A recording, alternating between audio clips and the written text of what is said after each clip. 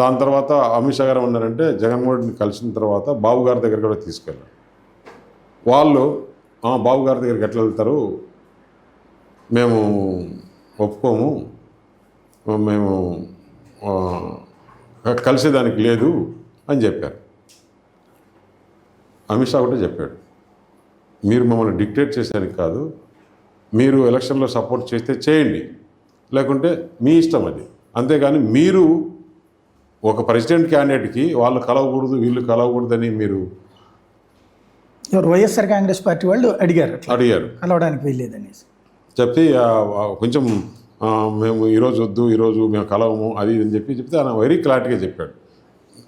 ఎందుకంటే షకావత్ కిషన్ రెడ్డి ఇన్ఛార్జ్ నాకు చెప్పి రమేష్ కోఆర్డినేట్ చేస్తాడు, మీరు పోయి బాబు గారిని కూడా కలవండి, వాళ్ళు రారంట, వాళ్ళు ఇది చెప్పారంటే చేస్తే చేయమనండి లేకుంటే లేదని చెప్పి వెరీ క్లారిటీగా చెప్పాడు.